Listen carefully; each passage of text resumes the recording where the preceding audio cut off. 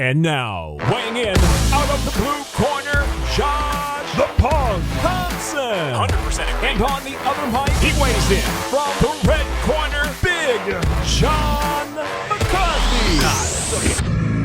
Well, it's time for the midweek edition of the Weighing In podcast. We're going to talk about the upcoming loaded UFC card, the Bellator from Ireland card that is coming up, and a couple other things in the news of MMA. We got Josh the Punk Thompson wearing his fume beanie. At least you got a weighing in shirt on finally. Yeah. Finally. It's amazing. I got it. It's the one I haven't put up behind me yet, but it's going up soon. That's why it's here. So you guys got to bear with me, man. I got a raspy ass throat. I'm trying to get through this. So I know my energy level is good. I feel great. It's just a matter of I feel like I'm swallowing razor blades right now. It hurts. Just froggy. So you gave it to me coming back from London. Now you're going to say I gave it to you. Super spreader. But before we even get started on all of this, we just have to wish a very happy birthday to our producer. Happy birthday. Dave. Happy birthday, my brother. You are 39 years old today. 39 years old. This is the greatest moment of your life. 73 years of age. Podcast 73 Dave. Years of age. 73. Just had a baby, so you know he's still doing well. Yeah. 73, right? still laying it down, man. Way to go, dude. I'm proud of you. Out of about 10 years. Laying it down. Jeez. Oh, man. Hopefully he's done reproducing now that he's 73. Oh, geez. All right. Well, hey, happy birthday, my brother. We want to wish you the very best. Hopefully you had a good day, man. How'd it go today? What'd you do? I worked for 8 hours, didn't eat, and then I came here. I worked some more. No, geez. Don't. Now you're trying to get a sob. Look, yeah, the people feeling bad for you. No. This is why we don't ever say anything nice about you. You just lie about shit. I love Happy birthday to you, though, brother. Thank you. Appreciate it. All right, guys. Hey, make sure you guys hit that subscribe button on our YouTube channel, and the link down below in our main YouTube channel will take you to our Clips channel. Hit that link as well. Subscribe to that channel on all of our audio platforms: the iTunes, Spotify, Stitcher, SoundCloud. Make sure you hit that subscribe button as well there. We want to thank you guys for listening to us, and let's get this show started, man. Let's talk. What do you want to talk first, Dave? Let's go to Bellator. Wow. All right, well, let's talk about Bellator. Bellator is on Friday. We normally break down the whole card because, there's a lot of usually like hidden gems inside that we know of inside the prelims. This card's good, but it's not, like the prelims aren't as stacked as normal because the main card is pretty damn good. So I think with the rest of the year coming to a close, they're trying to get all those fighters under contract, their fights. But the one guy I will say, John, on the prelims that people should watch out for, that I have said before, I know he's only 2-0, but he's a fabulous kickboxer. He's phenomenal. He's got speed. I've said this a couple times. I feel like he's one of the best kickboxers in MMA. Now, I know he's 2-0. Don't expect much from the ground game. He's still working on all of this stuff. I'm just simply saying, for a young talent, keep an eye on him. He's fun to watch. Super fun to watch. Remember how kind of Barboza kind of exploded onto the scene? That's kind of like, obviously at a little bit, I would say, more of a beginner level than Barboza was, but stylistically, he's just fun. He puts together 3 and 4 punch combinations, finishes with a kick or a head kick or push kick or spinning kicks. He's just fun to watch. He's out of the SBG gym. Kavanaugh's very high on him. We've been high on him for a while. At least I have been because I've called all 2 of his fights. But he's a phenomenal fighter, man. He's just fun to watch. He's got I think he hasn't fought since the last time we were in Ireland. But he's fun, he's entertaining, he's flashy, does a lot of crazy things, flying knees. He's getting better at getting up off of his back. At least he was a year and a half ago, when COVID started. So I want to know how much better he's gotten since then on the ground. If he's gotten better, I expect big things from him in this fight. We'll see. We'll see what happens. But just someone to keep an eye on the prelims. But he's probably the main person on this whole prelim card. You still haven't said his name. Elias Boulade. There you go, Elias man. Boulade. I'm saying all this stuff, and I know who it is, but no one else does. So I thought I said that right from the beginning. You must have missed it. It's someone I'm really high on. Man. Sorry. Elias Boulade. Boulade. He's a stud. So, yeah. The Blade. Keep an eye on him. Yep, the Blade. Keep an eye on him. It's just fun. So check him out. Other than that, let's get into the rest of the fight card. What do you think there, John? Well, what are you interested in? I think the best fight of the night is going to be Patchy Mix against James Gallagher. You're talking about a guy at 14-1 and the other one at 11-1. So they're both good. I really am interested to see the difference in James Gallagher. James Gallagher is not with SBG anymore. He's with Glory, James Krause.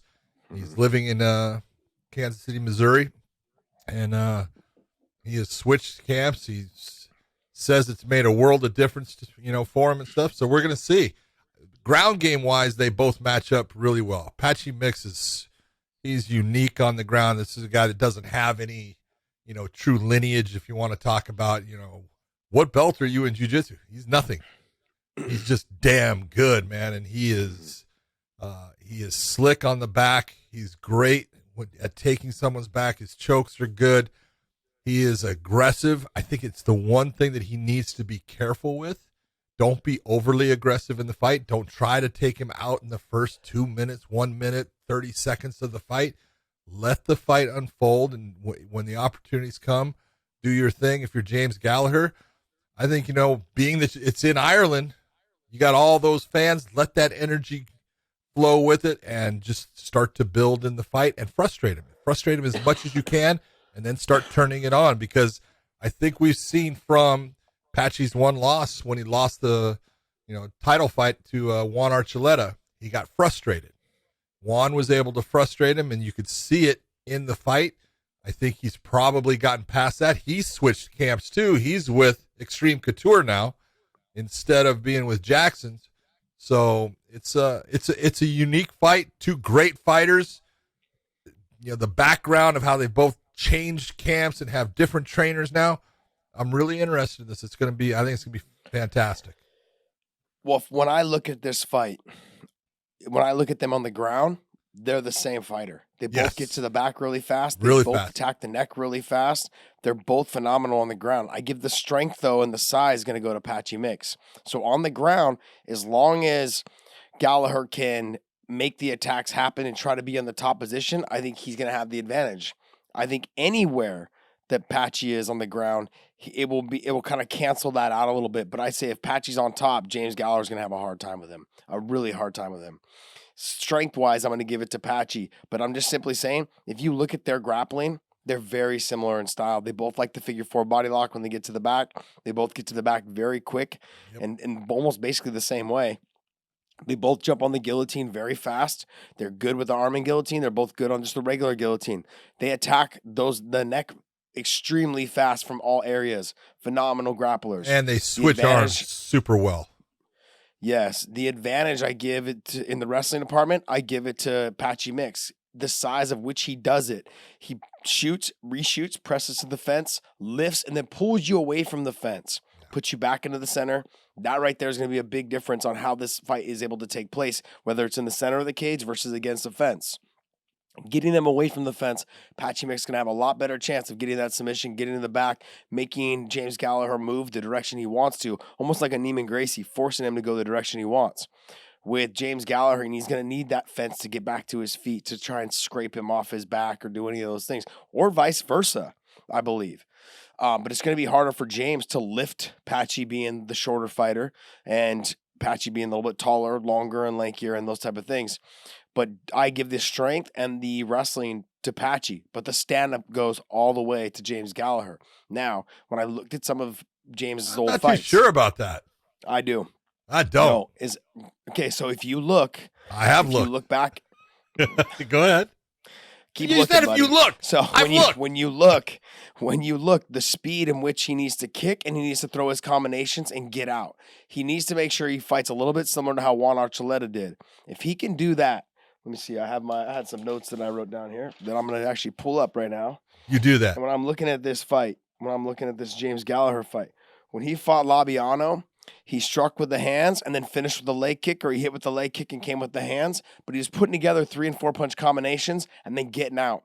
That's exactly what he needs to do against Patchy Mix, because when you start striking on Patchy, he shells up and stands in one spot, or at least that's what he was doing when he fought Juan Archuleta. When he fought Juan. So he continued. Yeah, I get it. I mean, I know he changed camps. They both did.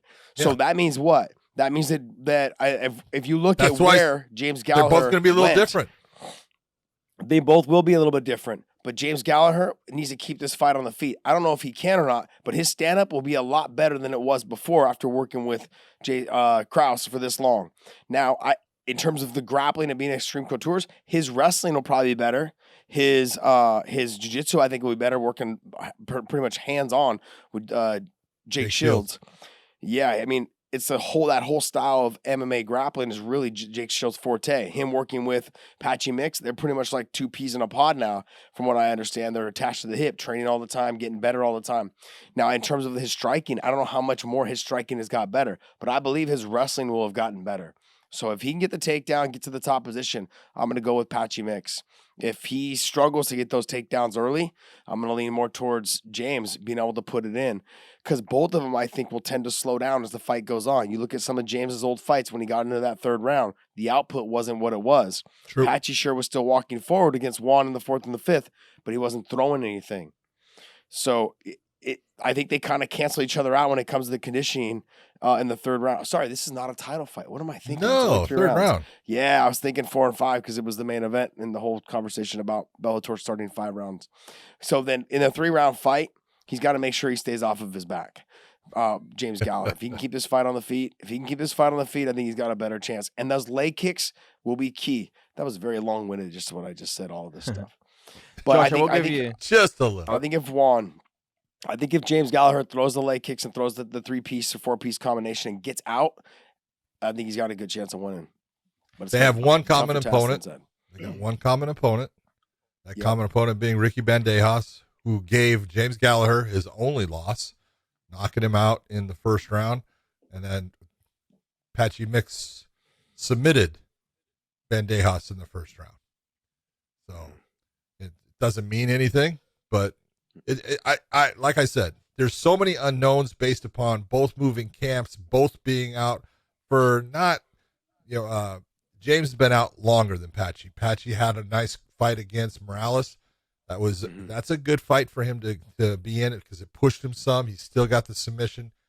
This is it's going to be interesting, and it's going to be interesting to see how much effect James Krause has on James Gallagher.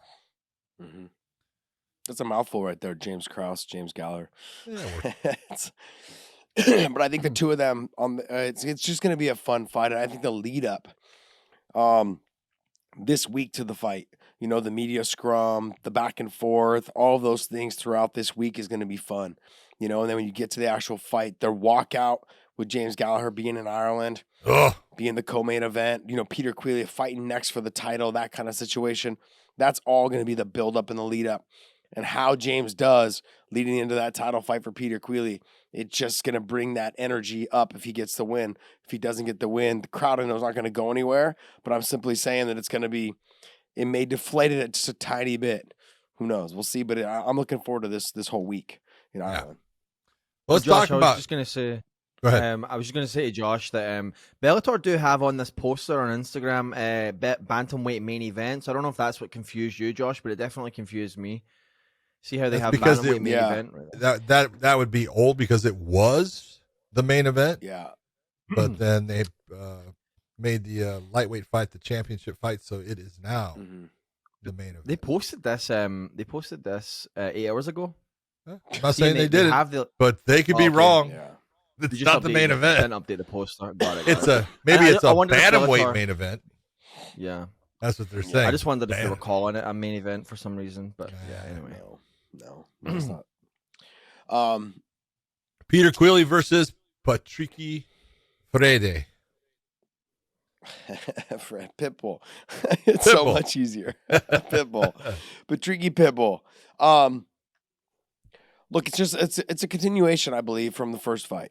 I think you're going to see a lot of what you saw in the first fight, but a little bit more output, I think, from both fighters. They both understand each other. They both know each other a lot better now. When you've already shared the cage with somebody, I feel that you now know how hard they hit. You now know how fast they are. You know that you can absorb certain stuff. You know how easy they are to take down. You know that they've probably worked on a couple of those things to fix, but if you keep pushing at it, you could probably get that takedown again easy, again. So it's not something that's too far-fetched. Also, I think Patricky learned a lot from his first fight. When I get the takedown, don't put my head down. Posture up and start letting it go, or just don't even go for the takedown, because I had him winning the stand-up. It was close, but I had him winning the stand-up. Those leg kicks were paying dividends.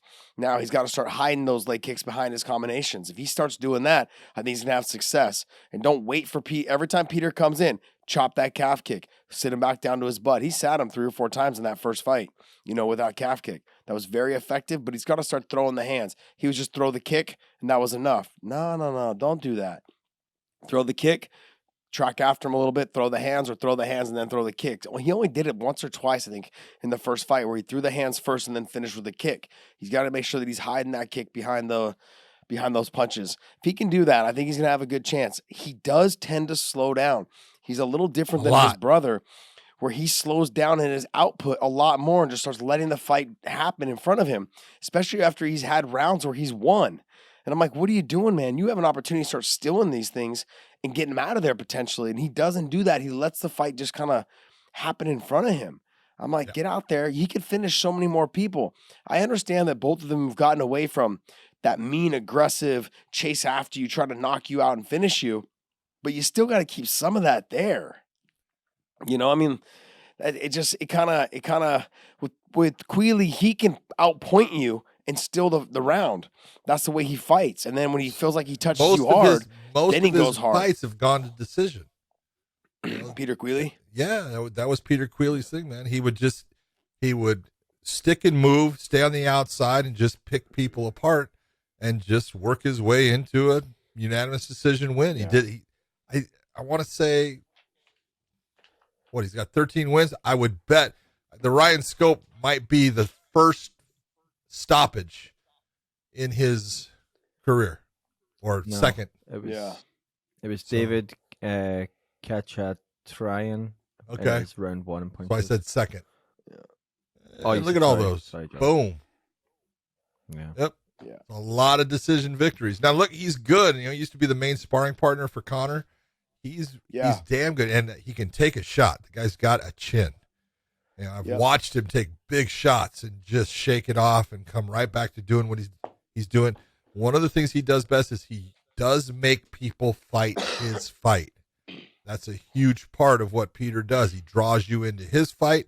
And like you said, if you're going to go back and you take a look at, Pitbull, man, all the way back, he didn't do it with Derek Campos. That was a 1-round fight, but he did it the first time he fought him.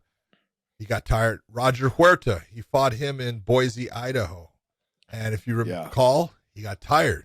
Second round stoppage, I believe, but he was tired because he said he had some stomach problems. I talked to him after that fight. He's like, I had some serious then he problems. fought Ryan Scope, with you in England, and he got tired. Now, supposedly he broke his hand too or something like that, but he was tired first round. Because first round he was turning it on. Second round, I gave it to him, but he was it was tailing off. And then the third round, Ryan Scope took over. Yeah. So, there's been a, sequence of what's going on with him. Now, this one is a 5-round fight. It's not a 3-round fight.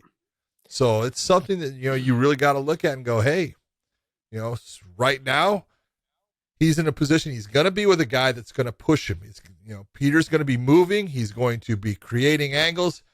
Pitbull has got the power. He's got more power than Queally. But Queally, as you said, he has felt that power. He now knows what it's like to be in there with Pitbull. He's been hit by Pitbull, and he goes, yeah, he's got power, but I can take it. It's not that big a deal.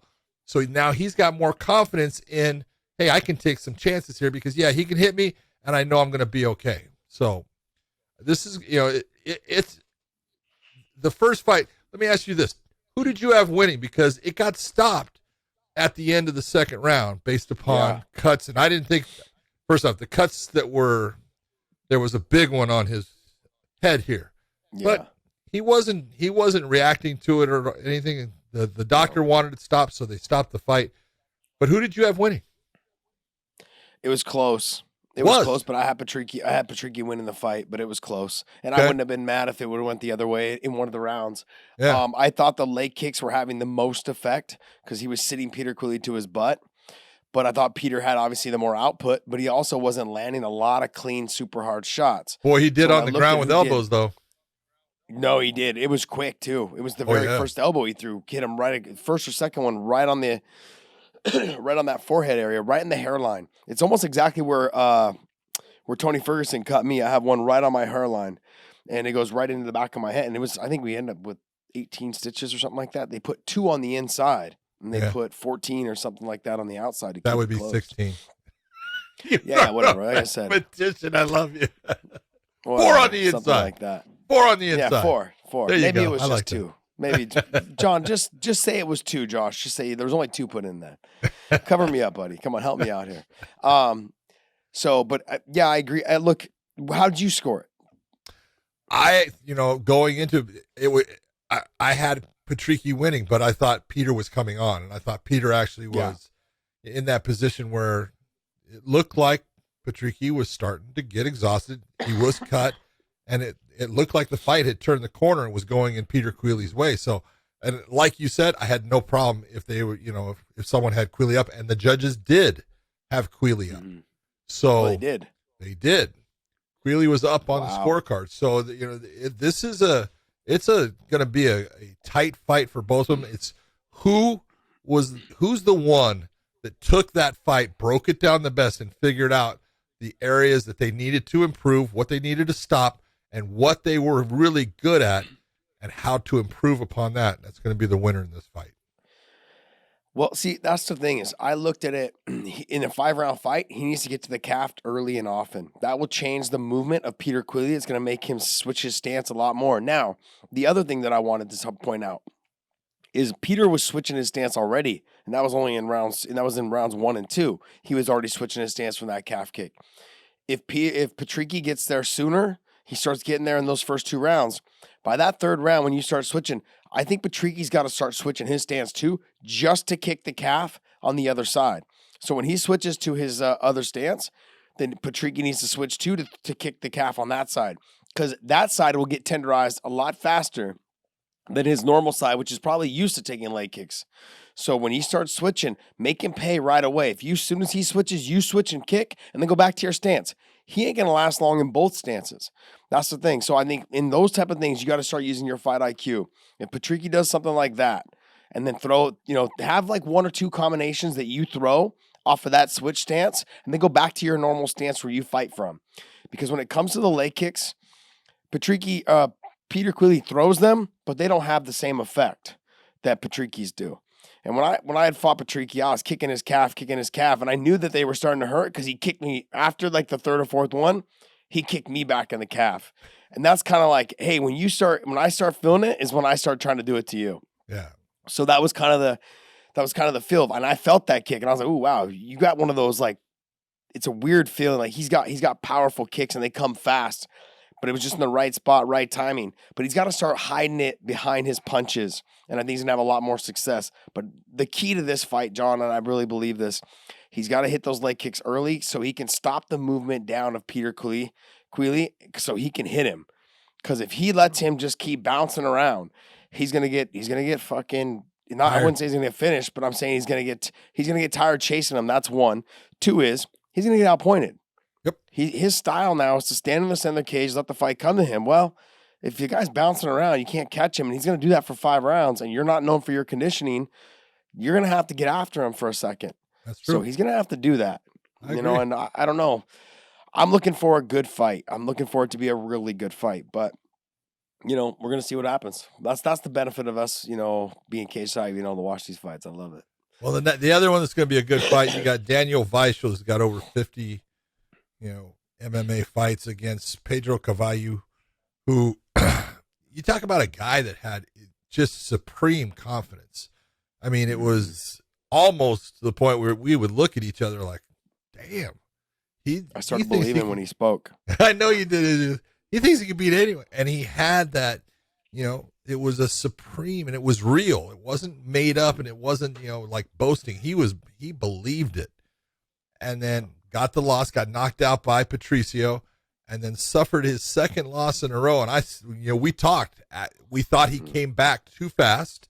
He got knocked out by Patricio, comes back fast, and ends up having problems. And a lot of that is based upon you weren't ready to come back. You needed time to rest. You needed to give your body and your brain ample time to come back and be rested and be ready to go. He's taken that rest this time. This is a good fight for him, but he's taken on a guy that, look, Daniel Weichel is the real deal. He is a seasoned veteran who's got great skills on the ground, good stand-up skills. He's sharp. He's not easy to take down. Pedro's got his hands full in Ireland, which is where he's training out of, but man, he's got his hands full. Daniel Weichel is a fucking problem. He's a That's savage. what he is for a lot of these guys. He is a problem. He is one of those guys that is just well-rounded everywhere.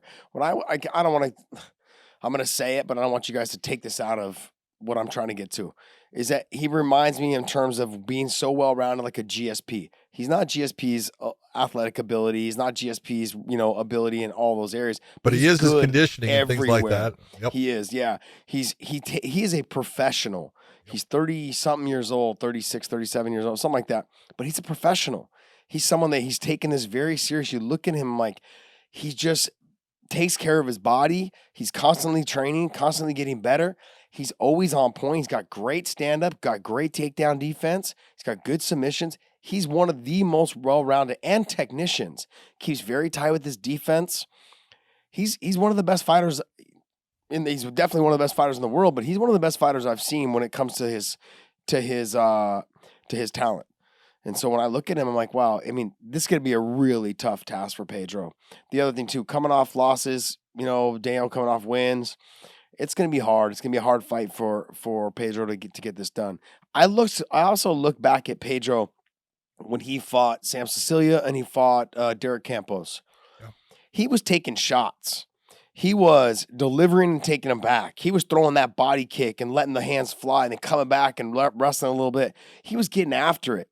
But he also looked like he was a little bit more, I don't know, I would say like he looked a little bit more muscular. I don't know if he now he looked a little bit more muscular in those first two fights. When he fought Campos, he looked like a little bit more muscular. And then I saw him when he fought Patricio. He looked lean, like as if he spent more time focusing on the cardio aspect of it all. He didn't look as muscular. I'm looking for another word because physically imposing. Physically imposing, yeah. He just didn't look that, and he didn't look that way in his last fight either. He looked a lot leaner as well. So I feel like something's going on with his cardio, his conditioning, or his training that he's not eating the right stuff. I don't know what it is. Something like that can make a big difference.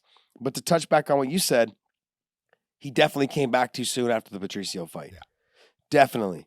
Yep. And that's a decision that fighters need to start understanding that you can't do. After a knockout like that he had against Patricio, you got to take your time off. Take your ample time off. I know it sucks sitting on the sideline, just chomping at the big one. I got to get it back.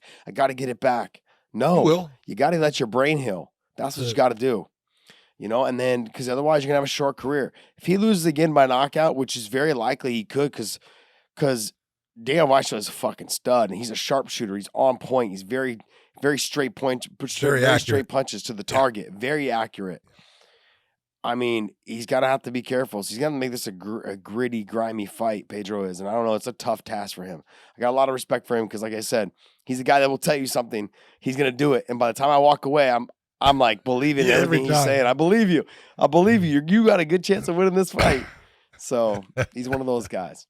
I wish them both nothing but the best. But yeah, those are going to be some good fights. No, those three fights are going to be fantastic. So yes. They should all be good. Yep. Those are the fights, man. Those are the fights. All right, let's get into the UFC. All right, guys, so now let's talk about mybookie.ag. Use our promo code weighing in for our show. Show your support by using that promo code weighing in. Go to mybookie.ag. Use that little QR code right there. That'll give you a little bit of extra spending cash and some bonus money, as we like to call it, because we're gambling right now. We're betting on all the things that are available. We have football, we have the World Series. We've obviously got MMA fights. They're coming out the wazoo with all these pay-per-views coming up. Bellator's got some good stuff coming up. UFC's got some good stuff coming up. PFL just had a great card that we're going to talk about a little bit here as well. There's plenty of things to bet on. Make sure you guys don't miss out. Go to mybookie.ag. Use the promo code weighing in. Mybookie.ag. Use the promo code weighing in. And use that QR code there for that extra bonus money. You know what I have to start with? I want to start with Bobby Green and Ali Quinta. That's where I want to start. I love both these guys. They're fun as hell. They're great people. I've fought Bobby Green and Ali Quinta. I've done a bunch of autograph signing sessions with him and his manager and me and stuff. We're friends and him, and we've done some events together and stuff. He's a fun guy, super great guy too, super nice. Both of them great fighters, good fighters. Ali Quinta's fought, Khabib. He's fought some of the top guys. Bobby Green, same shit. Fought some of the top guys. And a lot of the top guys, both of them have. And they're fun. It's going to be a fun fight. We're going to see, can Ali Quinta get this fight to the ground, get on top of him, try and control him? Or can Bobby Green do what he does? Keep this fight on the feet, sprawl and brawl, and just start piecing him up with the speed, shoulder rolls, and touch with the hands. But to me, this is going to be one of those, still the show kind of fights. They have potential to do that if they want. And so I'm looking forward to that fight a lot. Do you think Ali Quinta is going to be able to get Bobby Green down? I don't know. I couldn't tell you. Do I? Yeah. Bobby's a lot tougher to get down than people realize, man. His wrestling is actually really good. That's what he started out with. And his stand-up is unique. It's not anything I would tell anyone to emulate, but it definitely works for him. He's got his hands down at the side all the time, but he throws shots and they come from odd angles and they catch you, because you're just not seeing him the same when his hands are up. So, it's his style. It's a tough fight for Iaquinta. Bobby has been actually fighting pretty damn well, and Iaquinta just hasn't fought that much. And he's great when he gets people on the ground and he gets in the top position. This is going to be a tough fight, though. Ali Quinta's too busy selling houses and making a ton of money. Well, he's making money. Good for him, man. That's what he's supposed to be. There's another fight on the prelims, and it's one that you don't think about, but Edmund Shabazian coming back after 2 straight losses, but the dude he's fighting, Nasruddin Imavov, tough dude. The guy can fight. So they didn't give him an easy fight coming back. I think this is a possibility. Shabazian could end up 0-3 in his last 3 fights because the guy he's fighting is for real. Now, he's good. I take nothing away, but it's the question of where is Edmund's head at? Where's his confidence at? It's going to be a tough go. We're going to see. We're going to see how mentally strong he is. They're not doing him any favors. No. They're not doing him any. I've never been high on Edmund Shabazian. You were. When you were talking to me about it, I had never really even kind of seen any of his fights up until I think when I watched him fight, he was the main event, and I think he lost. Who did he lose to? Brunson. Yeah, Brunson just mauled him. Fucking mauled him. I mean, he looked good the first round. 3.5 minutes of the first round. First round. Then after that, he just got fucking mauled by the bear. He got mauled by the bear. Well, the bear mauls a lot of people, man. Nah, not Khabib. Quick on the draw, buddy. Quick on the draw. Shabazian, though, I think he's got some talent, but I really believe that they threw him to the wolves. I don't know what happened. That type of situation is something that I believe is that his manager said something to one of the matchmakers. You know who his manager is? Something like that. No, I don't. Oh. So let me guess. The guy that used to manage John Jones. Nope, Ronda Rousey. Oh, shut up. Really? Yep. Oof. So it's not that the management and the executive staff of the UFC don't get along. They get along. Do they get along still? They get along. Sorry, guys. Well, they're not doing him any favors. That's for sure. Coming off of 2 losses.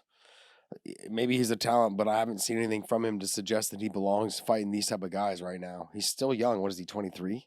24? Yeah, he's super young. I don't know. He's a baby. I would say he's 23. He might have just turned 24. I don't know. Not yet. He's 23. 23. Yeah. I'm thinking to myself, look at him in his profile picture. Like he shouldn't be fighting grown men. He should. They need seriously. They need to dial him back. 3 losses in a row could ruin his career. He's too young for that. Start rebuilding him back up. Do what they did with Jan Blachowicz. Do that. Dial him back, give him some other fights, and then build him back up. This is not a gimme fight. That's for damn sure. Imavov is a stud. Fuck, man. But anyways, we're gonna see if he comes out with a win. That lets us know where his mind is. All right. But at that age, I don't know if his mind's right. What about the fight that I think it's the main prelim fight, which a lot of people are not going to know who one of the fighters is in Alex Pereira. But he's fighting Andreas I want to say Michailidis, I think is how you say it. But Alex Pereira is out of Glover Teixeira's school. But Alex Pereira is a famous kickboxer who viciously knocked out Israel Adesanya in kickboxing and has got big-time power in his hands and is now fighting another guy that really likes the stand-up. Should be an interesting fight. We'll see if Andreas decides that maybe I don't want to be in the stand-up with him and tries to take him to the ground, but this is going to be fun to watch. How long before, is this guy still fighting at 85? Yeah. How long until they fast-track him to fight Izzy? 3 How fights. long do you think? I say 3. Fights? 3. You say 3? If he looks good and he wins, with some knockouts, 3 fights. They're going to handpick his guys to fight stand-up guys that know that they want to stand, correct? Yes. Is that what you think? Yes. I think the same shit. Yeah, I'm glad we're thinking the same way. Finally, John's on my level. Finally. No, I think you're going to see him fighting mostly stand-up guys. I think if they get to that 3rd fight, they'll take someone that has a chance of taking him down, but doesn't have a great, submission game or something like that. Because like I said, he's been working with Glover Teixeira. As I've been told, his wrestling has gotten way better. His jiu-jitsu is coming up. Obviously, it's all about defense. It's not that he's going to be a submission guy, but the dude's got fucking hammers in his hand. Dave, can you pull up the 185-pound rankings for the UFC? Yep. Let's see who they might match him up against. Let's see. It's going to be mainly stand-up people with a little bit of wrestling. So 185. Darren Till. Uriah Hall, Darren Till they would. Sean Strickland they would. Maybe Paulo Costa. Paulo Costa, Paulo Costa so they say is going to 205. Oh, so that's what they said. They're gonna keep him away from Brunson, Cannonier, and Vettori for sure. Maybe. I mean, they may get him into that Whitaker. I'd say Strickland would be a good one too, as well. That's what I said. Sean Strickland, Till and Strickland would be perfect, I think. Yeah, they're gonna get him. They got to get him up there though. So Uriah Hall probably first, then probably and then probably Strickland, and that'll kind of put him in that top position because Izzy will have already beaten Whitaker, Vettori. Wow. Well, Brunson, if he fights Brunson, Costa. I mean, like he's already beaten these people, so they're going to try to find a way to get somebody new in there for him to fight. Can you imagine Izzy shooting for takedowns? I don't think he would. I don't think so either. I don't think so. I think Izzy got too big a fucking sack for that. He ain't doing that. He's too much of a stud, man. He ain't going out like no punk. He ain't going out like no punk. There's no way. All right, let's see what else is on this card. Well, your boy. Starting off the night. My boy, Frankie Edgar. Starting off the night, Frankie against Chito Vera. God damn. I got to tell you, that's not an easy fight for Frankie, man. You know that. No, but if he gets his fight to the ground, I think he wins. Bingo. That's what I want to see. He gets his fight to the ground. That's exactly it. You can stay in the stand-up for a little bit, but let's get back to the roots. Let's take a guy out of his game, put him on his back. You're great in the top position there. Go after him, beat him up. If he makes it through the round, let's do it again. But this is it's a good fight for Frankie at this point because Frankie's coming off of that huge knockout loss to the Sandman. So that's the thing. Frankie took time off. Yeah. Frankie took time off, gave himself time to heal. Hopefully it's all, but he is getting older. I think he's 38, 39. Might be 39 now. Yeah. Somewhere in there. But look, he just turned 40. Oh, he's reached the big one. He still looks like a baby. I'm so jealous. This guy, man, he still looks like a baby. What a stud. But yeah, he's an absolute stud. I mean, look, if he gets it I'm going to go back to the Glover Teixeira fight that we talked about last weekend. If he utilizes his wrestling and he gets the fight down early, it will progressively get harder and harder for Chito Vera to get up. Because one thing that I've learned from training with Frankie over the years, and then after watching his fights for years, is that him on top He's got like cat-like reflexes. People kick him back. He hits the ground. He springs forward. He gets back. Those on top of you. reflexes aren't the same. They aren't. But his pressure and his wrestling doesn't really still go great. away. No, I agree. His output is still there as well. He's still got a ton of output. Still in great condition. He's a phenomenal. He's a phenomenal athlete. He's a stud. He's a hard worker. I don't think and people use this term too loosely. I don't know if I've ever been around someone who's trained as hard as him. Just out and out, just trained as hard as him. To the point where like I've overtrained in my career. And I'm like, man, you've got to be overtraining. There's just no way. But he gets through it. He keeps pushing. He does it.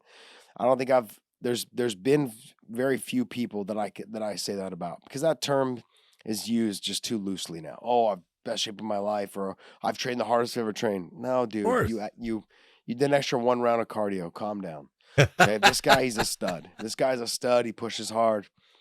I don't know what his future is in terms of how many more fights he has left in him. But, I mean, I like to see him get a win. And I like Chito, man. I like Chito as well. He's a stud as well. He's a stud. So, but I still believe that if Frankie gets him down, Frankie's going to put some work on him. If Frankie gets a takedown within the first 2.5 minutes of the first round, fight's going to start going his way. Yep. But he's got to get that.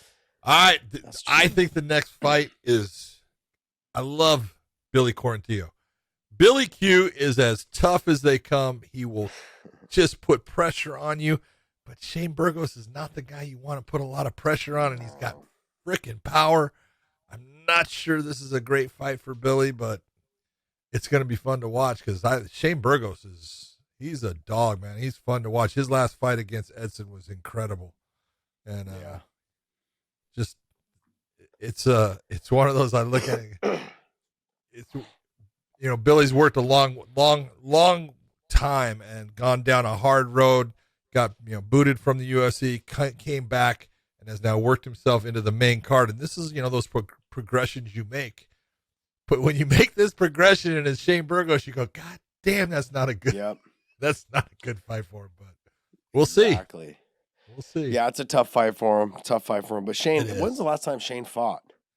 It was he against, lost his last fight, right? Yeah, he lost against Barbosa. Remember he had that strange. Well, he got to the point his body just shut down. That's right. Shit, strange, right? Strange. That was so long ago. When was that? Like 20? That was May 2020. This year.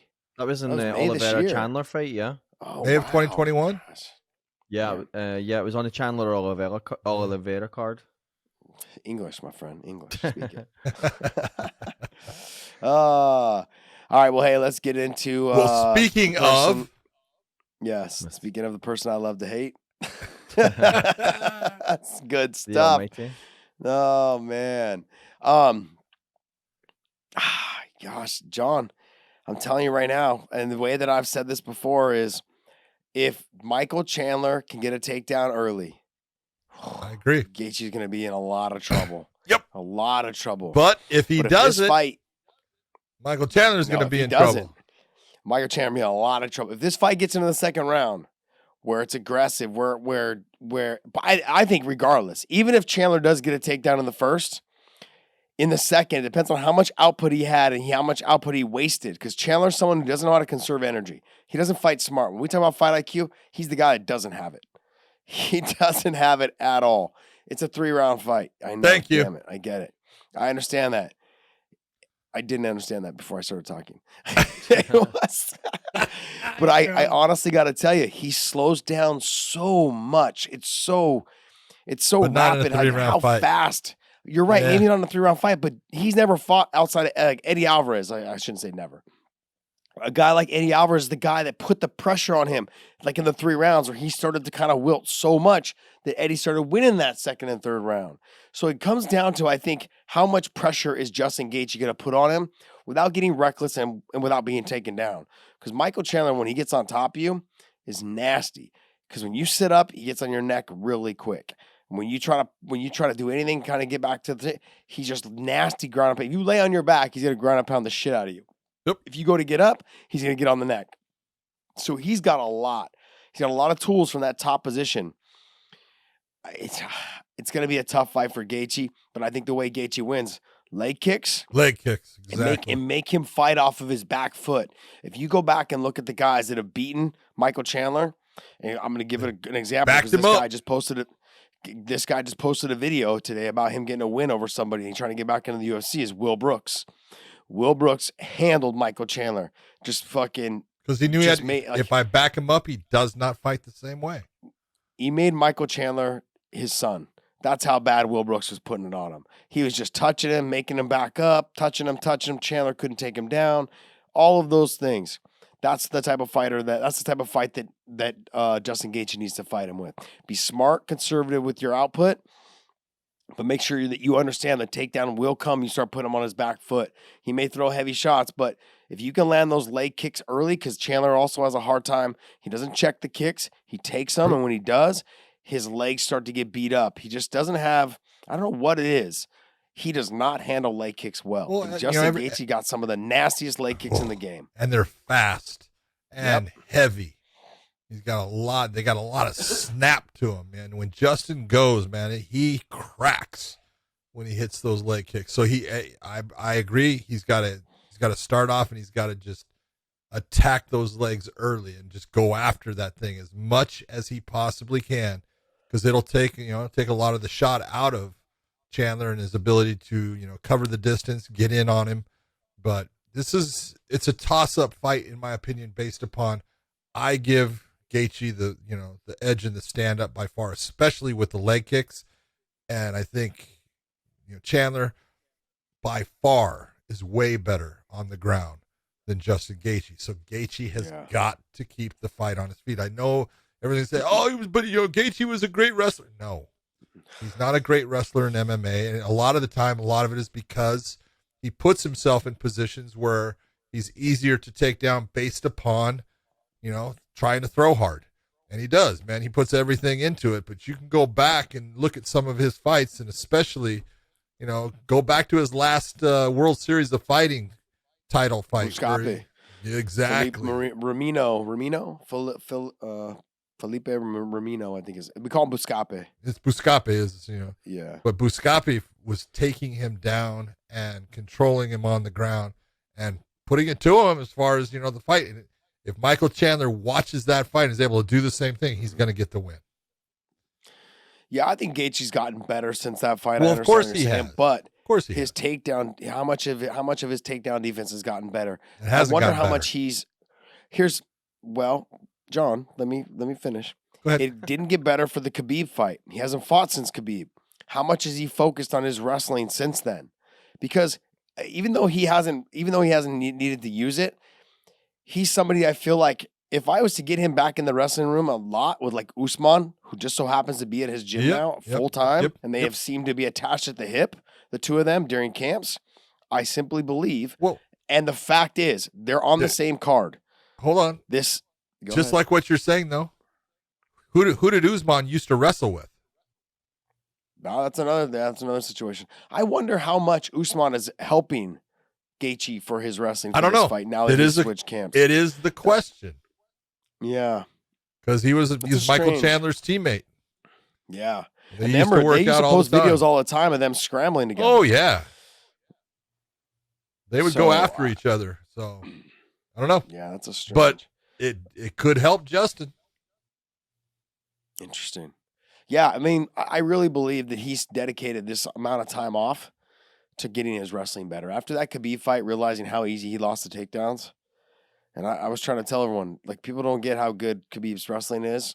And it's going to be an easy, and I wouldn't say it's going to be an easy takedown, but I said once he gets the takedown, it's going to continue to come. And it happened. So I wonder now if that was eye-opening for Gaethje to be like, hey, but Usman's here. It's a sign. It's a sign for me to understand. I need to work on my wrestling. I need to get it back on track. Let me ask you this. If you go back and you watch the Khabib fight with Justin, look, Khabib at a certain point just started walking him down, walking through everything that he was throwing. Justin has never fought anybody that did just that to him as far as just walk through, his stand up and just pressured him with so much forward pressure. That's a unique fight, and it's a unique situation, one that, at least he's dealt with it now, and it could make a difference in this fight. But that, the takedowns there, it was just a different situation.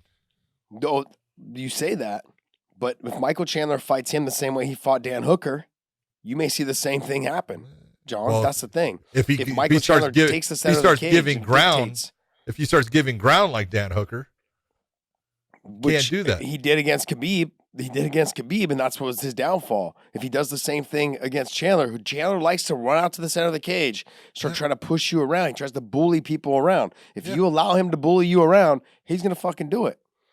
True. And that's what he does. And so if he's not the bully though, he ain't the same fighter. So that's the thing. If Gaethje sets up his striking and he sets up his hands and then finishes with a kick or throws the kick as hard as he can and make sure he defends right away to the takedown so he doesn't get the leg caught. And remember, kick the calf. Don't kick the leg. He catches the leg really well. He doesn't catch the calf very well. I'm over here trying to give him advice because I want to see him win. Let's go, Gaethje. Let's go, Gaethje. Hold on. Didn't you see the little clash between Gaethje and your man DC? Well, Gaethje was mad at him. He was mad at him over the Islam thing. I was like, come on, man. You can't be mad at him for that. We'll talk about that as well. I think we're going to talk about that in the news. Let's talk about that. David, do you have that in the news to talk about? I don't have it, but I'll get it ready. You got to get it. That's something we got to talk about in the news. We have the rematch. Rose, Champ Rose, Thug Rose against Weili Zhang. I think it's the most ridiculous rematch, I think, almost in history. Well, I don't know if it's in history, but I agree. It's close. I don't think it should have been done. It's like, doesn't make sense. Go get a win. If you're so dominant, go get one more win, come back, and let's fight. Yeah. Go get a win. Get your confidence back up, get a win, and come back. See, I don't think it should be happening. Well, I'm being honest. I look at it and I say, this benefits Rose. It doesn't benefit Weili.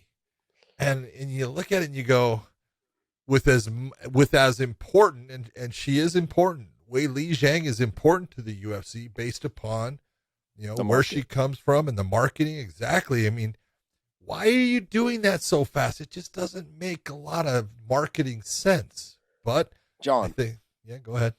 John Cena, LeBron James have kowtowed to China. Do you think that of course Weili Zhang's going to get a rematch in the main event? Are you kidding me? That's what happened. So what happens now? What happens if she loses this one? Where are you at with her? At least with Weili Zhang? Mm-hmm. Now, let's pull up the rank. Can you pull up the rankings, bud? Yep. Where am I at with her? I think I actually love watching her fight. She's a dog, man. She goes up there, she throws fun down. to watch. But you're not going to be able to. You're not going to be able to put her against Rose for quite a few fights. No. She reminds me a little bit of Michael Chandler. Except I like her. I don't know. So, I mean, the way she fights, she comes forward. She's got good takedown defense. She's got heavy hands. She throws. She's big slams. I mean, she's super fun to watch. She's almost like must-watch TV. I love watching her fight. But I'd like to see her in what's it called? Joanna go at it again. I wouldn't mind watching that fight. Oh. Have them go again. I mean, Joanna's not in the rankings. Why not? And then maybe have Joanna. I mean, you have Carla Esparza there as well. They don't seem like they're pushing Carla as much. They should be. I mean, she's 5 or 6 wins in a row. Marina Rodriguez has obviously proven herself that she deserves to be right up in that mix. I think she's a damn problem for Rose. That's what I think. She's a problem for everyone. Yeah, I think she's a problem. She's a problem. So, I look at that mix up right up in there. I would say Weili Zhang probably fights either. I probably have her fight Marina Rodriguez and have Carly get the next title shot. It seems a little unfair, but no, it doesn't, because Carla's got to win against Rose. It makes sense. I know. Yeah, I know. But I'd put Carla against Rose, and then I'd put Weili Zhang probably against Marina. But then if Weili Zhang wins, then what do you do? That's it's like it's a shit. Or maybe you put Weili Zhang down there against Mackenzie Dern. Yeah. That might be something. See where she's at on that level there. I mean, I don't know. I don't know much about the Yan girl, the Yan Zanzan. I don't know how to say her last name. But you got Claudia Gadelha in there still. You got Tisha Torres in that mix as well, but all the way down to 7 and 8. So, Nina Nunes, I think she's out for a little bit. I don't know if she's. So we'll see. She just fought. She just fought, yeah, but I think she's out for a little bit. Didn't she say something after her fight? She's going to take a little bit of time off. I thought. Maybe I was wrong. Maybe I'm thinking of someone else. Okay, sorry, I don't want to spread misinformation. Yeah, please don't. All right, but let's go to the next fight. Oh wait, sorry. No. I just. This is going to be a good fight. I would be shocked if it ended in the same fashion in the same amount of time and everything. But the Rose has got really good footwork, and she fights long. She's got a great jab. Now she does get a little. Her progression starts to tail off somewhere after the second round, where the third round starts to be a little bit different. Now she's gone the 5 rounds, so I'm not saying anything that she can't do it, but Weili needs to be able to figure out how to get past that jab and the footwork of Rose. If she hasn't figured that out, I think she's going to be trying to take her down right away. I think she's going to go out there and she's going to, use her hands to get close, go for the takedown, and try to put Rose on her back.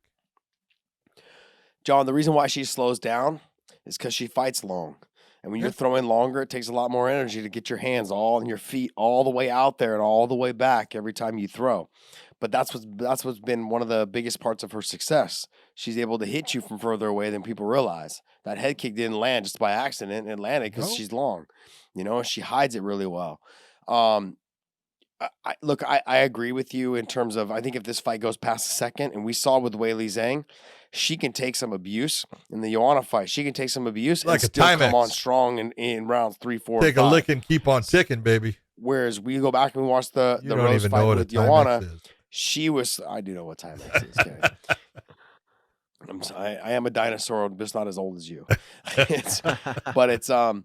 But with Rose, she does slow down in rounds 4 and 5. She was slowing down quite a bit against Joanna. Yep. And that's a little scary when you're dealing with someone like Weili Zhang, who will be there, and she will be aggressive in the 4th and 5th round. So Rose got to be very careful, not blowing her wad. If she does get her hurt, but can't get her out of there, that's a scary situation. Yep. So the one thing Rose possesses, though, she got that power, man.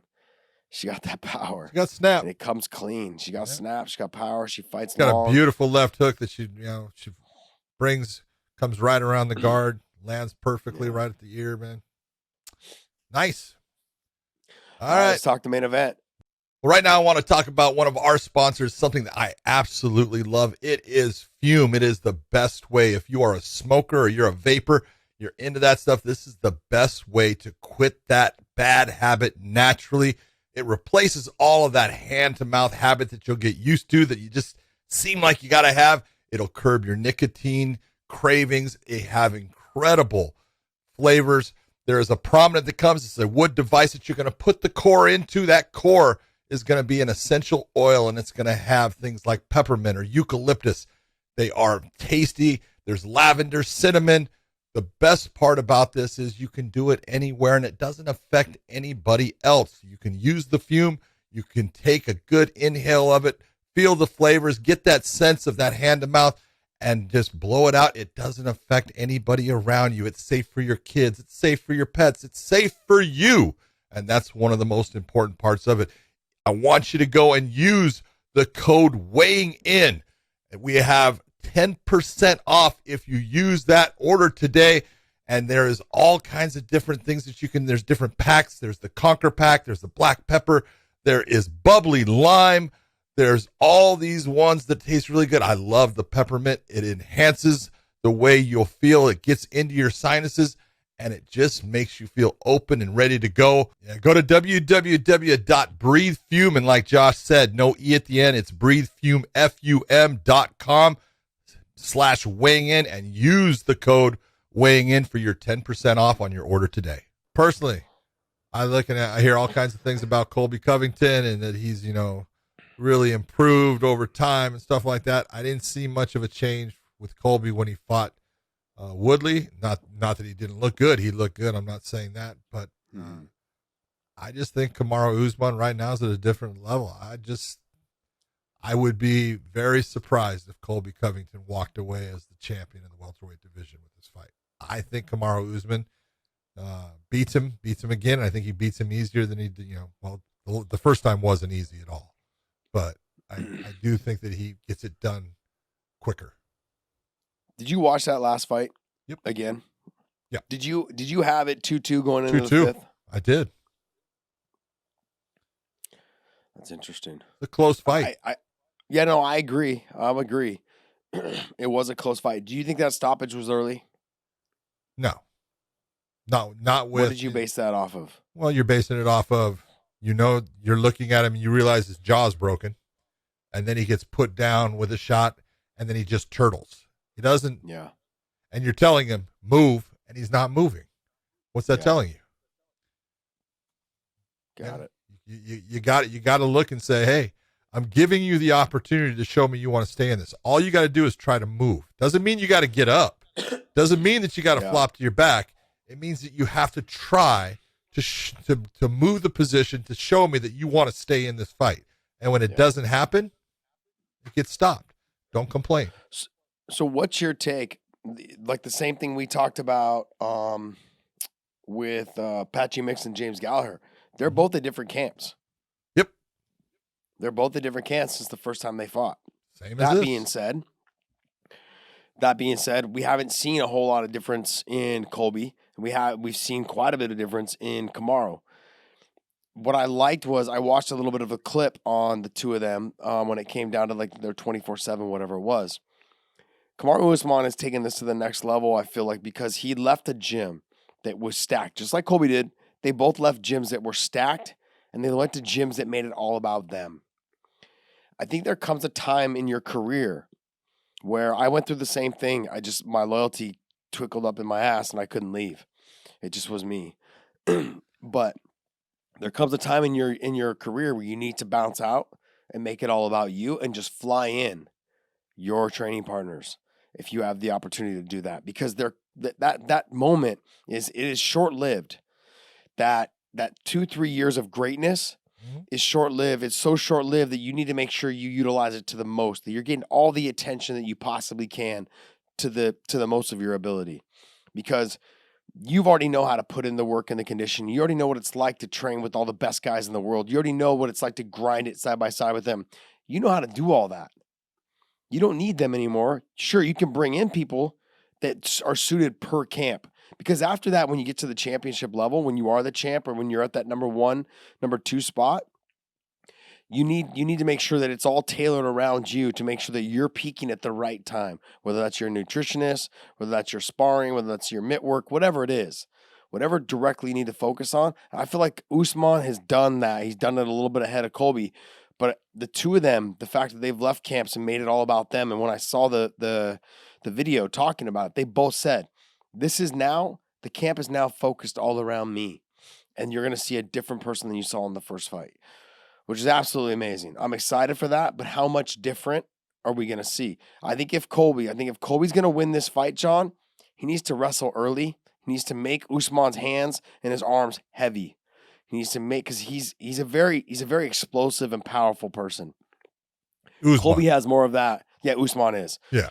Colby has more of that cardiovascular type fighting style. Yeah. Like not a lot of pop on his punches, but it's He's go, a volume go, go. guy. He's a volume guy. Usman is not that guy. Usman's like straight has punches. Power now. And he knows how to deliver that power now. And that's huge. A lot of guys can hit hard, but it's understanding when to let it go when you're sliding your feet forward and so it lands at that right moment. That shot that he hit George Masvidal with would have knocked out a heavyweight. It was beautiful. It was vicious.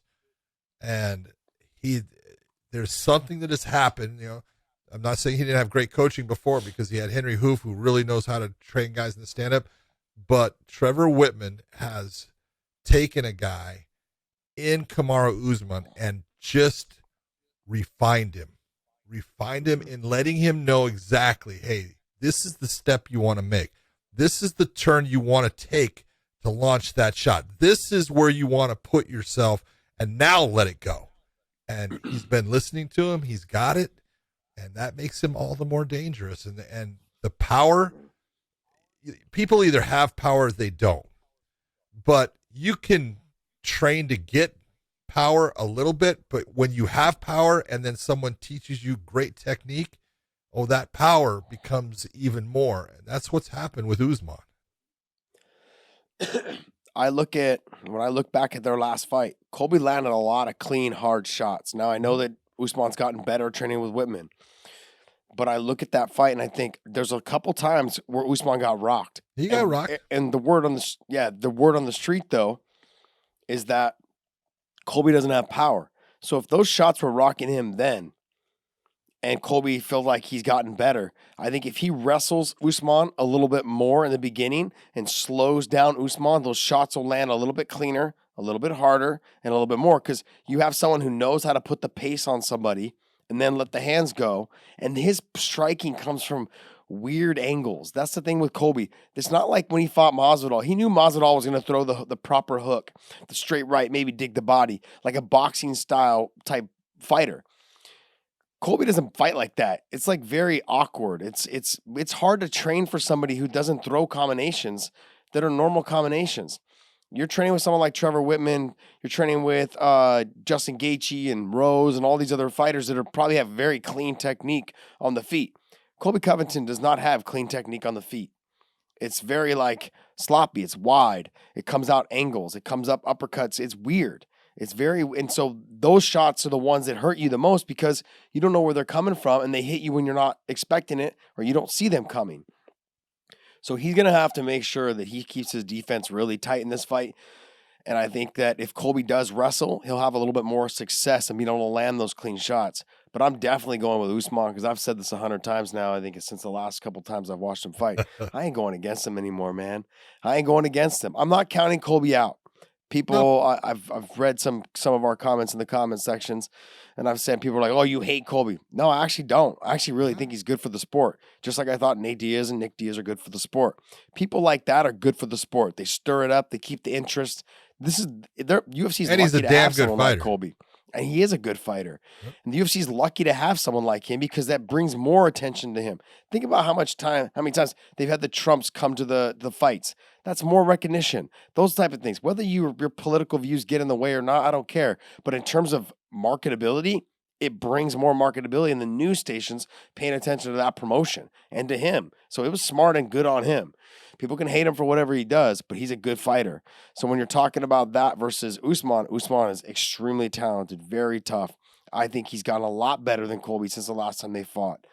But it doesn't mean that Colby can't win. I just think if Colby's going to win, he's going to have to wrestle. If he doesn't wrestle again, I think something very similar happens in that fight. See, man, I look at it this way. When I look at Kamaru, I look back on Kamaru's entire career. Show me who got him tired. He's got a gas tank too. He doesn't get tired. He doesn't get tired, and that's one of the main tools that I think Colby Covington has. He weaponizes cardiovascular conditioning, and he pushes a pace that eventually breaks his opponent. It's tough for him to break Usman with the pace because Usman is used to pushing the pace and breaking guys with that. So that takes that away from Colby as one of his weapons that works for him against everybody else. The other part is wrestling wise, they're pretty damn even. Yeah, they really are. And normally Colby's the better wrestler going into a fight. And I'm not saying that, he can't out wrestle Kamaru, but Kamaru could out wrestle him too. They're very even in the wrestling. So that takes two of the elements that make Colby so good and it evens them out.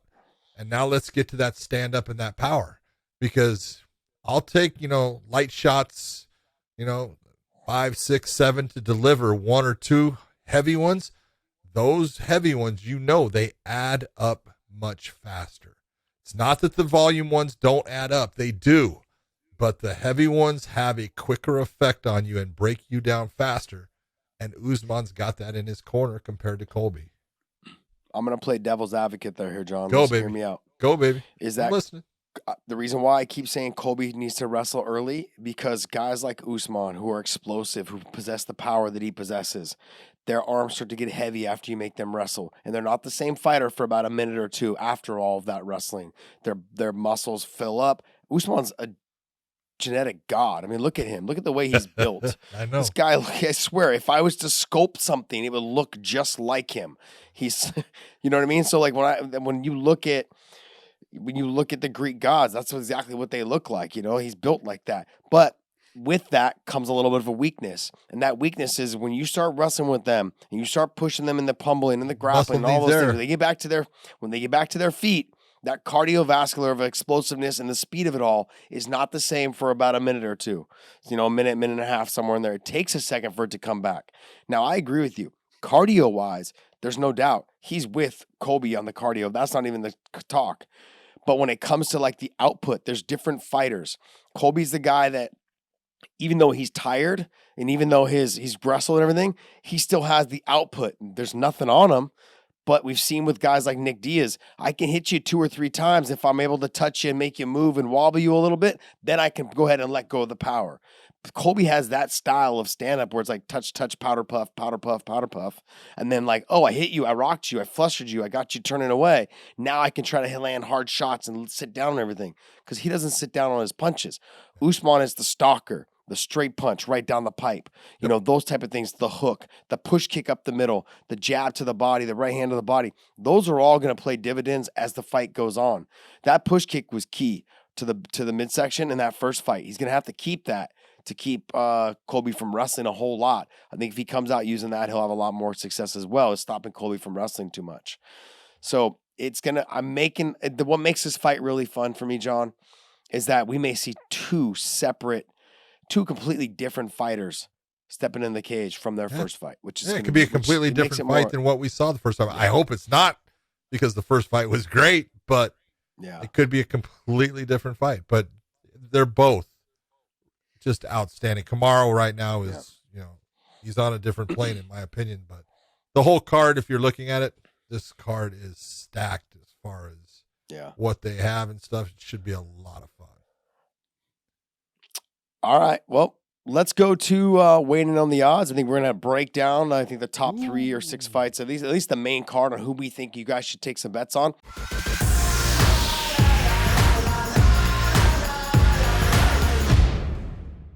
Now, if you guys listened to me last weekend, you guys made a lot of money. I made some money. I told you guys to check out the live betting between rounds as well, to check out on that and see exactly how that would all play out.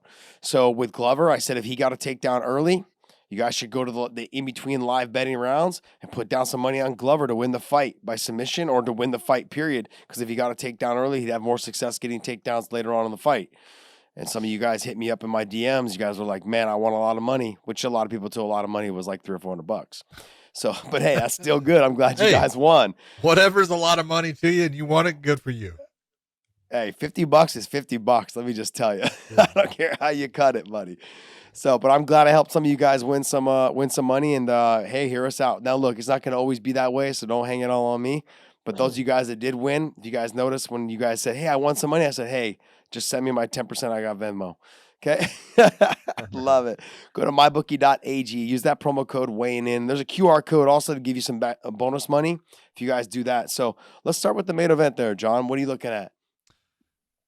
Man, you're taking a look at -2. Is that 260? 290. 290. 290. -290. God, dog. 6'9", whatever. Yeah. Sorry. I'm getting old. You know that. You keep on telling me. No, I know. But I mean, here. plus 230 for Colby. It's a lot of money as far as that 290. It's getting up to see. That's my marker normally, is that right at 3, and it's like, yeah, it's a tough one against a guy that could actually win the fight. And this is where I go, if I'm going to put money on it, I always lean towards the guy that can win the fight that I'm not putting as much out on. So if I was going to bet on it right now, I would tell you, bet the over. I'd go at the minus 135, and I would bet the over at 3.5. Really? But you wouldn't take the odds at plus 230 for Colby? If I was going to bet on just betting one person, yeah, I would. I would put the money towards Colby just because I think he has a chance of winning, but I think Kamaru's going to win. Gotcha. Now, you guys got to remember, when you guys are placing these bets, I'm going to start taking this stuff serious now because some of you guys are now relying on us and listening to me now. So I got to stop goofing around, stop costing you guys money. You have to take your emotion out of it. Like John just said, I would bet Colby because there's the good chance of him winning. Doesn't mean he's going to bet $100. He's not going to bet 1,000 or whatever it is. Betting 20 or $30, that's good. Bet $50. Give it a go. See what? Yeah, bet $50. See how it goes. Win a little bit of extra cash and. Dude, I get $115 for my $50 bet. It's a good bet. Just take your emotions out of it, though. That's the thing, and I think that's one of the hardest parts for me, anyways, because I know John knows them as well. But we know them. You want them to win. You think they're going to win. You would like them, but you also see the potential of them not winning. So that's why I don't bet on my friends. That's another reason why I don't bet on my friends. So, all right, next, Weili Zhang and Rose Namajunas. Dude, right down the line. It's even.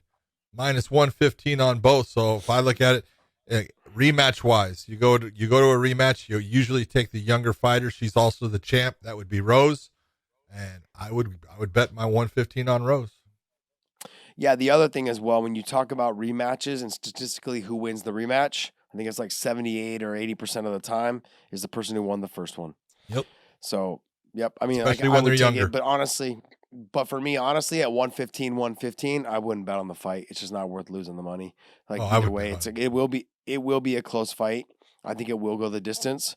I don't think Rose knocks her out again. There could be the potential is there, but if you look back at how she fought Joanna in the rematch, it was a lot closer fight the second time than obviously the first fight. Same thing here. I think Weili Zhang's going to come out. She's been training with Henry Cejudo. She's going to try to get that takedown, Weili Zhang is. She's going to try to get right into her grill, take away the reach and the range. And I think this fight's going to end up going a lot longer. All right. I say 5 rounds. Justin Gaethje minus 210 to plus 170 for Michael Chandler. Let me hear your take. Fuck, it pains me to say this. You go buy bookie.ag, put your money down on Michael Chandler there, baby. Go ahead. You going to do it? Me to say. Like I said, you got to take your emotion out of it. He's definitely not my friend, so I can bet on him. Yeah, I mean, look, I like Gaethje. I'm taking my emotions out of it. I think he's got a great chance of winning. But if I'm looking at how I think stylistically they match up for the money, I'll put 100 down to win 170 or to win that money. I'll do that. So, yeah, I would bet on Chandler. There's no over-under on it. So, I mean, but I would expect this fight to probably go 2 rounds. I don't think it's going to go 3. Well, honestly, the fight that I would really take, and I looked at it earlier and I said, Frankie Edgar is an underdog in this. He's a plus 140 to minus 170 there for Chito Vera. And I think Chito's good, but I do think that the wrestling of Frankie, when he decides to get in, Chito Vera is not going to be able to wrestle with him. He's not going to be able to stop. He'll be able to stop, 1 takedown, possibly 2 takedowns here, but they're going to happen. And when Frankie's on top of him, Chito's not going to be winning anything of the fight. He is not going to submit Frankie. He is not going to do anything to Frankie as far as causing him problems from his back. So it's all Frankie Edgar once that takedown happens. And I think that's going to happen. And I would take Frankie Edgar big time at plus 140. If Frankie chain wrestles like I know he does, change the angles, he'll snatch the single or hit the double and then go right to, running them, breaking. He'll also switch it back. Yeah, he's so good at he'll snatch the single, go to a double, and realize he's not going to get it. Also, he's drawing that leg out, single leg back, he's hitting the ground. He transitions beautifully, chains those techniques together. So I think out of anyone who has wrestled throughout their MMA careers, I think chaining their techniques together, he's probably been one of the best, if not the best, in the sport. As I've seen from now. Yep. So, but I agree with you. I'd put that money down on Frankie as well because I think this is one of those live betting fights as well. If he gets a takedown early in the first round, expect for him to continue to get them later on as the fight goes on. And so if you're doing the in-between live betting, I would start if Frankie's not if he gets taken down early, he ends up probably evening out. I'd probably put more money down on Frankie to bet more as the fight went on because he's going to get those takedowns again. One thing he doesn't get is he doesn't get tired in terms of his wrestling ability. He's a dog, man. He'll wrestle all day long. He'll wrestle all day long. All right, guys. Well, hey, that's our waning on the odds. Hopefully you guys enjoyed this segment. Hopefully you guys can win some money and I want to say thank you guys for even just going to mybookie.ag, using that promo code weighing in, and getting that little extra bonus money they're giving you. There's a QR code attached to this as well. If you hit that QR code, that'll take you right to there, and they'll give you that extra money just because of us. And we want to thank you guys for doing that for us as well. All right, let's get into some news there, buddy. So this first news story is I pulled up the one between DC and Justin Gaethje on Twitter. There it is. What do you think? You want to see the exchange? Yeah, I want to see the exchange. Oh, it's beautiful. Come on. So you want me to read this off, Josh? Yeah, can you do that, please? All right. So DC starts out by saying, give Makhachev the title fight. I don't even need to see who wins next. This dude just killed it. Khabib said this was his MSG moment, and boy, did he not deliver. He's going to be the champ. Gaethje replies saying, suck it harder, DC. I love it. Dude. I love it. DC says, I can't fight you, but Islam can, my guy. You just go and do what you do next week. You be safe. I'm not you be safe. I'm not sure, champ. You brought up my name. It wasn't going to come out of anybody's mouth. And then DC replies, I literally asked why he should get a title shot over you because he has to convince he deserves to jump you. Hell, I thought you should have been in the fight with Charles. Have said it publicly. Calm down, highlight. You're my favorite fighter. DC's really good at smoothing it over at the end there. You're my favorite fighter. That's DC, man. Like, it's hard to hate somebody when they at the very end hit you with a compliment. Like, hey, buddy, you're my favorite fighter. But you know it's not DC's true. The best. You're gonna tell me that he likes Justin Gaethje more than Islam? Well, you know, I'm not gonna speak. I'm not gonna speak for DC. I think you got to be careful. I think Gaethje's got to be careful. Don't get sucked into this, man. It doesn't matter. Don't get sucked in. Just focus on Chandler. Win. Focus on Chandler. Winning solves everything. Look, the two of them. Look, I think for me, honestly, regardless of who wins this fight, can you pull up the 155-pound rankings, please? Oh my.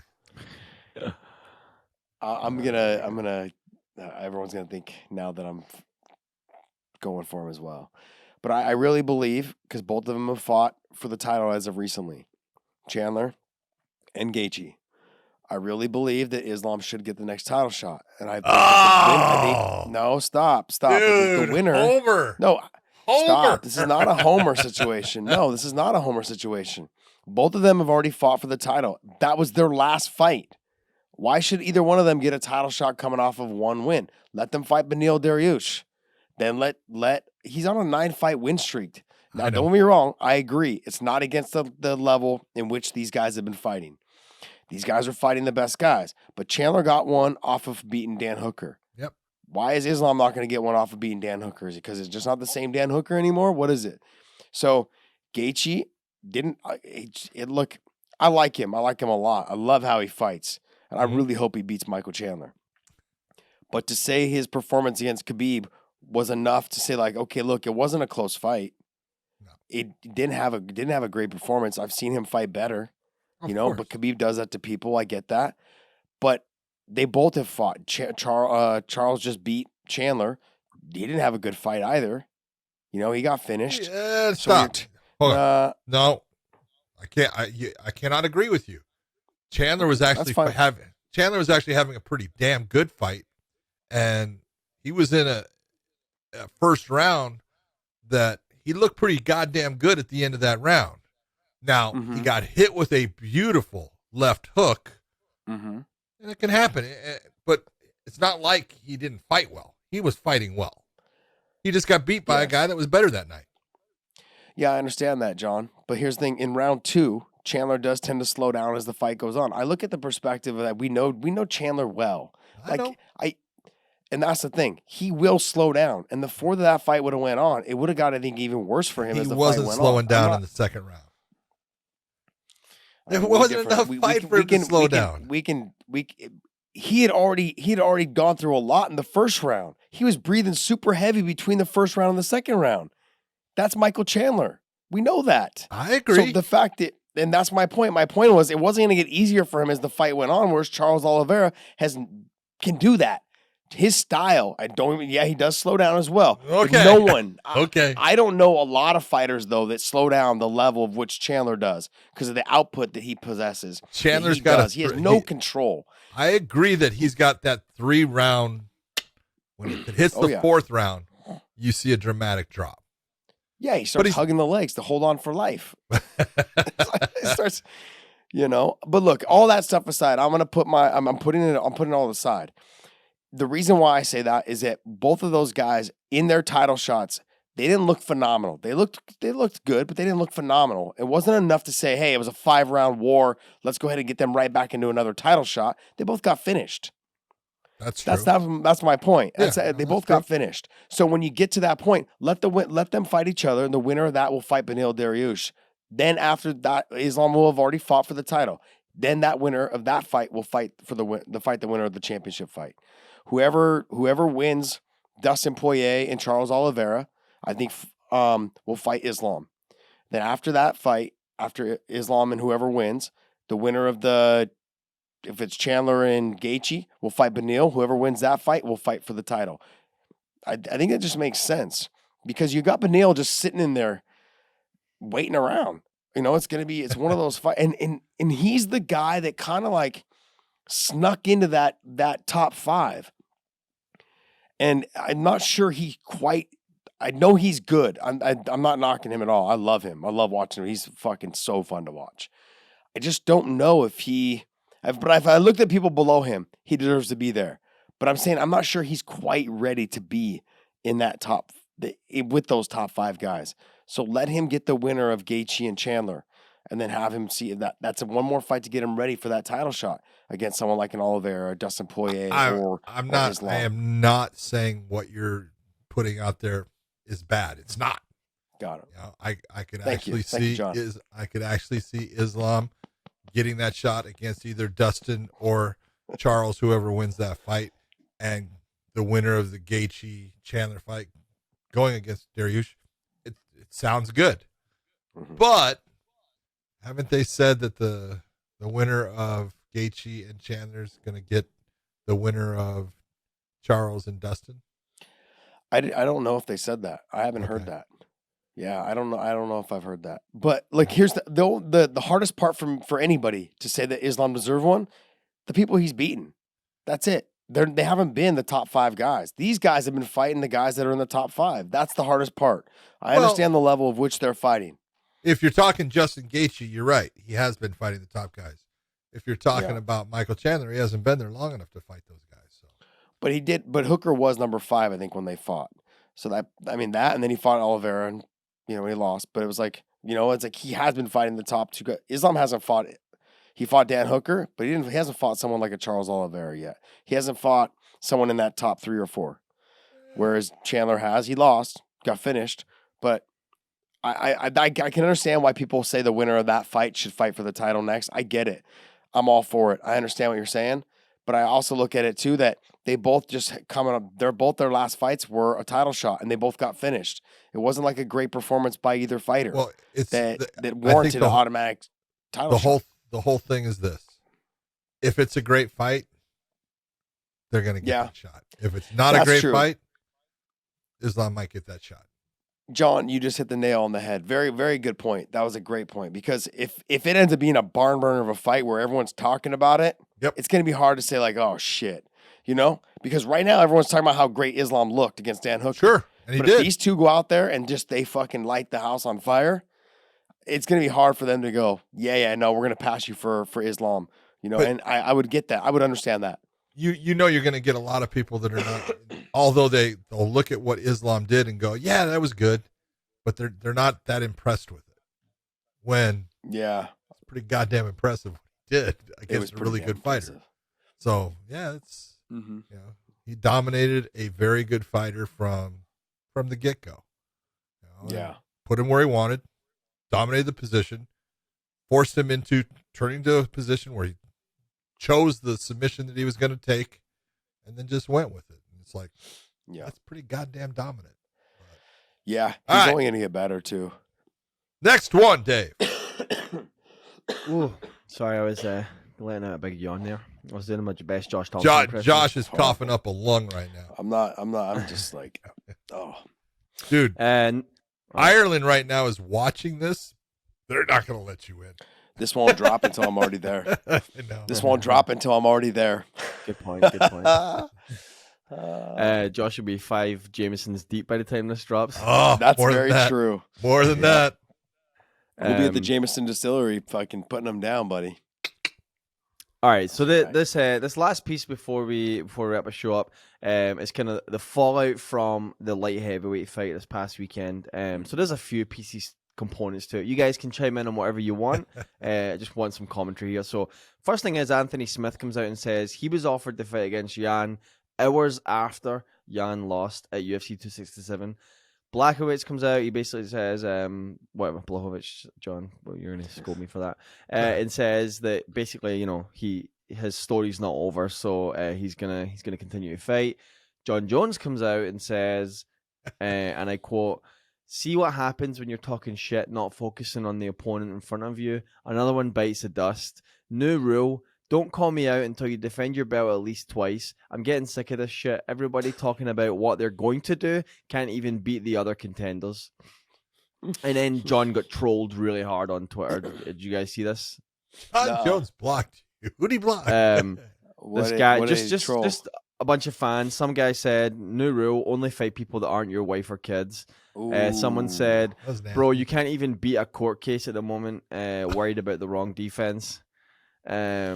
And then someone else said, "You don't even fight, bro," and then so on. So he got trolled pretty hard for saying anything about this. And then lastly, Corey Anderson comes out and says, "As I said, Jan was worried about me after I handled my business and forgot he had his own business." So, yeah. I'm going to take the very, not PC approach, but I'm going to say, I think all of these fighters, all of them, even Corey Anderson included. Corey, you're in the finals, buddy. You got your own shit to worry about, too. Don't be out here spouting off right now about somebody else in a different organization that you're never going to fight. Focus on what's in front of you, because that person in front of you is a fucking dog. He's got power. He's got wrestling. He's got everything. Don't be worrying about other people and other promotions, because they're none of your concern. You're never going to fight them. This cross-promotion shit that we like to fiddle around with, it's bullshit. Like, we like to talk about it because it's fun. It's a little bit of clickbait. If we really want to say what it is, it's never going to happen. But the bottom line is, these other fighters need to leave them alone. Jan lost. Things like this are going to come back. This is the fucking fight game, guys. It doesn't matter how good you are of the fight before. You're only as good as your last fight. This fight happened. That's that now. Everyone just said, "Oh, he's not that good." No, he's good. Jan Blachowicz is really good. Yep. Okay, and I said this. I said he's good. I just felt like with Glover had ways to beat him. And I said if he got a takedown early, it wasn't going to be good for Jan as the fight went on longer and longer, because the takedowns would come easier. And I'm sorry, but have you ever watched Glover fight on top? He's a savage. The guy has no mercy, just fucking puts it on people. Now, let's not get too amped up, because in the wings of over here, guess who's waiting? Yuri. He's over there just licking his chops going, "Glover, come on over here, baby." You know what I mean? So, and that's the one thing Glover already said. "I understand you're waiting in line. I appreciate that. I'm looking forward to it. Maybe, sometime in, what did he say? February, March or something like that, I think is what he said." So, bottom line is, these fights are all going to happen and the dust is going to settle. But I think really what you're going to come down to, Corey, you got your hands full, buddy, with Nemkov. And I want people to remember that Nemkov was doing a pretty damn good against Yuri when they fought. And Corey's already beaten Glover. So I know MMA math doesn't add up, but when we talked last weekend, because I got a bunch of flack over talking about Corey being able to fight, and beat Jan and this and that, it's a 50-50 fight. Everyone's like, "Oh, you're stupid. Jan's already beat him." MMA math doesn't add up. That's one. Two is, last week when we talked, John, what did we say? We said in any given moment, any of those top 5 guys can beat each other. Yep. It doesn't matter. Just like Jan said, "Oh, the Polish power, I left him in the hotel room." That happens, man. Sometimes you leave everything there. Your cardio is left there sometimes. Your muscle endurance gets left there sometimes. Your fucking mental ability gets left there sometimes. That shit happens to everybody. Okay? At some point in your career, it's going to happen to you. You just got to try to fight through it. He wasn't able to get it done. Leave the guy alone, man. 38 years old. He's a former champion. That's a lot. That's more than 99% of us fighters have ever gotten to. It's more than 99.9999% of the people that are going to dog and write something on Twitter have ever done. Yeah. Look at Jan Blachowicz. You can't say anything bad. He went out there, he fought. He just lost a fight where a guy was able to put him in a position where that guy's just better. We talked about it, man. Come on, Josh, we talked. Dude, if Glover gets on top of him, he's in trouble. Mm-hmm. You know, we said there's levels to this. It's going to be a different level, and he's not going to be able to get him off. It's not going to be the same. And so I look at this exactly what you're saying. First off, the whole beef between, you know, Corey and Jan, hey, fun. It's all good, but it ain't going anywhere. So stop. Yeah. It doesn't mean a damn thing. Yes, Corey's got to win against Jan, and Jan's got to win against Corey. And they're never going to fight again unless Jan goes to Bellator or Corey goes back to the UFC. It's not going to happen. So, big deal. Yeah. It's fun to talk about and things like that, but just like you said, Corey, you have a serious fight coming up. You got to start getting yourself ready for a guy that is a savage in Nemkov. And Glover, sometimes it sucks to be you, man, because you just got the title, and your big gift for getting that title is you get to fight Yuri Prochaska, who's a son of a bitch, man. So, but that's what the fight game is, and that's what makes it so fun. Well, I look at this, though, and the two guys that are potentially going to be champions in opposite organizations came from that Ryzen tournament, right? Yep.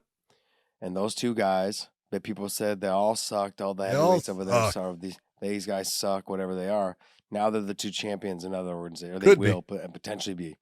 I mean, Glover still has a very good chance of beating Yuri if he gets him down. And so, you know, it's like, but you have those guys. You have Nemkov. You've got him. You've got Yuri. You got Glover, who's 42 years old, stud. You know, 41, right? Nope. I think he's 41. 41? But just a stud, man. Yeah, I thought he just turned 42. I think he did. Turned 42 like a day before his fight. Yeah. 42. So regardless, look, we got 4 top 5 with, if you count Jan in there too, you got 5 top level light heavyweight fighters. If you mix them all into a bowl and said, hey, you guys got to fight each other, it'd probably be 50-50 down the road of each one of them beating each other. And that's there's other guys. Rakic. Yeah, there's good. Rakic's a stud too. He's a stud. You got Anthony Smith. And let's be honest. People can say what they want, but Ankalaev, he's coming. Mm-hmm. Ankalaev is good. Yeah, that's scary right there. Yep. All right. I'm not going to touch on any of the John Jones stuff because that's doesn't matter. Doesn't matter. Talk about that. All right, next.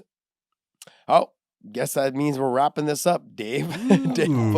Dave always posts a picture of ProWrestlingTees.com/weighing in. Use the promo code and still. We've gotten away from the and still stuff. I want you guys to make sure you guys keep bringing that back in the Twitter sphere, in the comment section, and all of these things. Hashtag and still, because this podcast right here with this guy right here. Sorry.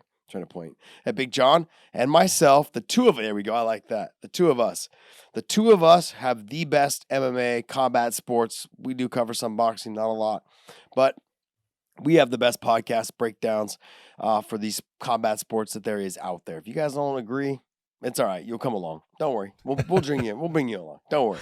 So go to ProWrestlingTees.com/weighing in. Use the promo code and still, hashtag and still on all the Twitter sphere and everything else. So other than that, John, what do you think, buddy? I think that we have got an incredible week coming up of awesome fights. Cannot wait for it. For everyone out there, I hope you enjoy your week, and definitely watch Bellator on Friday and the UFC on Saturday. They both should be fantastic. And have a good one, and we will see you